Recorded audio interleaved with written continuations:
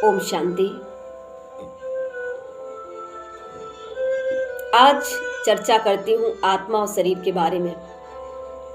आत्मा और शरीर दोनों ही अलग अलग हैं, दोनों ही एक दूसरे के पूरक हैं। एक के बिना दूसरा कार्य नहीं कर सकता। आत्मा और शरीर का ऐसे ही संबंध है जैसे मंदिर में मूर्ति का। मंदिर में मूर्ति न हो तो उस मंदिर में कोई नहीं जाता। उसी प्रकार से आत्मा इस शरीर में न हो तो इस शरीर की कोई कीमत नहीं है, कोई महत्व नहीं है।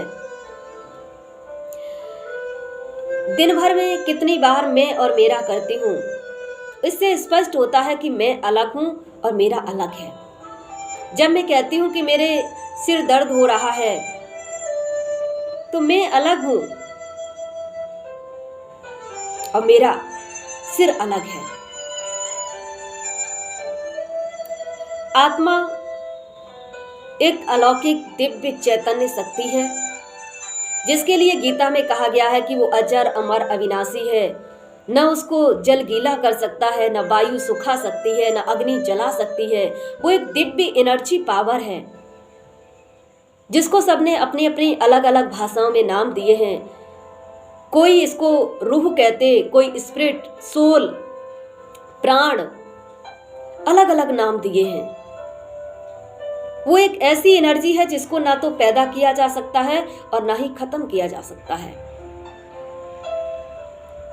आत्मा का स्वरूप एक दिव्य चैतन्य चमकता हुआ प्रकाश पुंज है, एज ए शाइनिंग स्टार, जैसे आसमान में चमकता हुआ सितारा। इसीलिए उसकी यादगार में हम सभी जब कोई शरीर छोड़ता है तो दीपक जला के रखते हैं। वो दीपक आत्मा जो प्रकाश पुंज है उसका यादगार है, इसीलिए दीपक जलाया जाता है। अब आत्मा इस शरीर में कहाँ निवास करती है? तो देखा गया है, कई लोग कहते हैं जैसे कि आत्मा का निवास हृदय में है। बाई चांस अगर हृदय में कोई दिक्कत आती है, परेशानी आती है, तो हृदय को हम चेंज भी कराते हैं ऑपरेशन के द्वारा। फिर आत्मा कहाँ जाती है? तो और भी जैसे हम देखते हैं कि जब भी हमारे जीवन में कोई समस्या परेशानी आती है तो हमारा हाथ अक्सर करके यहीं पर जाता है। आत्मा दोनों भौहों के बीच में, जिसको हम भ्रकुटी कहते हैं, इसको त्रिकुटी भी कहा गया है क्योंकि यहाँ पर 3 नाड़ियों का मिलन होता है। इसको आज्ञा चक्र भी कहते हैं। तो आत्मा का जो निवास स्थान इस शरीर में है वो भ्रकुटी के बीच में है, क्योंकि यहीं से आत्मा इस शरीर रूपी पूरी कर्मेंद्रियों को कंट्रोल करती है। आंखों के द्वारा देखती है, मुख के द्वारा बोलती है, कानों के द्वारा सुनती है, हाथों के द्वारा कर्म करती है। तो इस शरीर रूपी कर्मेंद्रियों को चलाने वाली जो दिव्य चैतन्य शक्ति आत्मा है, उसका इस शरीर में रहने का स्थान जो है वो है भ्रकुटी के बीच में। उसी की यादगार में माताएं बहनें बिंदी लगाती हैं, पुजारी लोग टीका लगाते हैं, बहन भाई को तिलक करती है। और इसके साथ साथ एक प्रथा हमारे यहाँ और है कि जब भी हम मंदिर में जाते हैं तो पुजारी जी कहते हैं चमड़े की चीज वर्जित है, बाहर छोड़ के आइए। उसके बाद वो चंदन का तिलक लगाते हैं। इसका अर्थ पुजारी जी को भी पता नहीं शायद होता है। चमड़े की चीज वर्जित है, अर्थात परमात्मा पिता को इस शरीर रूपी चमड़े का जो अभिमान है वो वर्जित बताया है, उसको छोड़ने के लिए कहा है। अगर शरीर के अभिमान के साथ हम भगवान से मिलने जाते हैं तो उससे वास्तविक मिलन नहीं हो सकता है, क्योंकि परमात्मा के पास तो चमड़े का अभिमान है ही नहीं। वो तो एक शक्ति है, जैसे आत्मा प्रकाश है ऐसे परमात्मा भी एक दिव्य चैतन्य शक्ति है। ज्योति। इसीलिए चमड़ा वर्जित। कौन सा चमड़ा?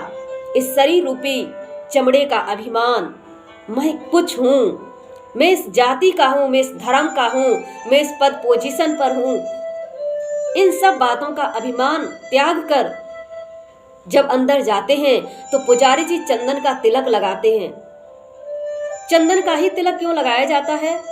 क्योंकि चंदन जो होता है वो सबसे पहले शीतल होता है, तो आत्मा का स्वरूप भी शांत स्वरूप है, शीतल है। दूसरा, चंदन की विशेषता कि चंदन में खुशबू फैलती है। आत्मा के अंदर दिव्य गुणों की खुशबू हमेशा फैलती रहे, उसका यादगार है।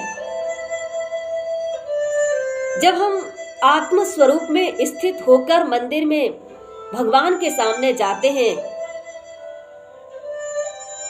तब हमें उनका दर्शन प्राप्त होता है। जब तक हमें देह अभिमान होता है, चमड़े का अभिमान होता है, तब तक उस परमात्मा पिता से मिलन नहीं हो सकता।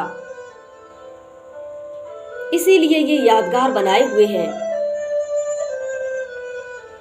आगे हम देखते हैं कि जैसे मेडिकल साइंस में भी यही सिद्ध किया गया है कि आत्मा हाइपोथैलेमस और पिट्यूटरी ग्लैंड के बीच में निवास करती है। यहीं से बैठकर आत्मा इस शरीर रूपी गाड़ी को कंट्रोल करती है। जैसे एक छोटा सा उदाहरण, हम कार से कहीं जाते हैं तो कार को ड्राइव करने के लिए आगे की सीट पर बैठते हैं और वहां से पूरी गाड़ी को कंट्रोल करते हैं। आगे की सीट पर क्यों बैठते हैं? क्योंकि वो सीट फिक्स होती है, वहां पर स्टीयरिंग भी होता है, हैंडल भी होता है, ब्रेक भी होता है। ऐसे ही इस शरीर रूपी गाड़ी को चलाने के लिए आत्मा भी, उसकी भी सीट फिक्स है, वो है भ्रकुटी के बीच, जहां से बैठकर वो इस पूरे शरीर को कंट्रोल करती है।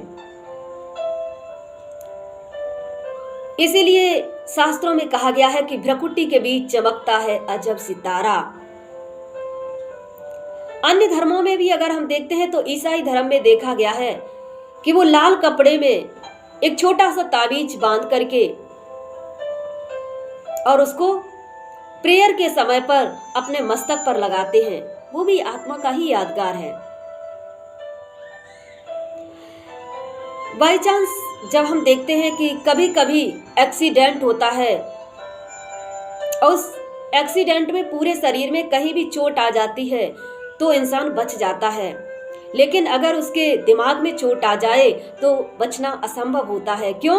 क्योंकि दिमाग एक ऐसा स्थान है जो संपूर्ण रीति से स्वच्छ और पवित्र है, जहां पर आत्मा निवास करती है।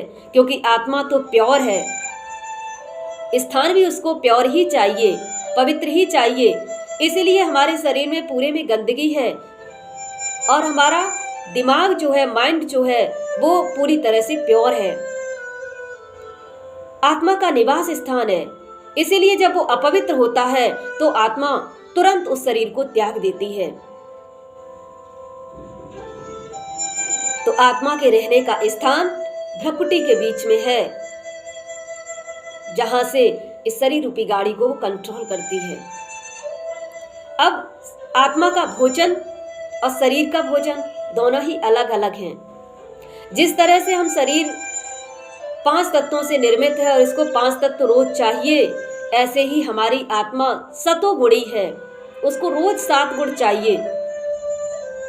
अब वो आत्मा के 7 गुण, वो 7 गुण जो पिछले वीडियो में आपको बताए थे, सुख, शांति, आनंद, प्रेम, शक्ति, ज्ञान और पवित्रता। इस शरीर को चलाने के लिए 5 तत्व चाहिए, तो आत्मा को चलाने के लिए 7 गुण चाहिए। उन 7 गुणों से ही हमारी आत्मा मजबूत भी होती है और सहज तरीके से जीवन को जीती है। अब हम आपको अगली वीडियो में बताएंगे कि आत्मा का वास्तविक स्थान कहाँ है, इस संसार में आत्मा कहाँ से आती है और वापस उसको कहाँ जाना होता है। ओम शांति।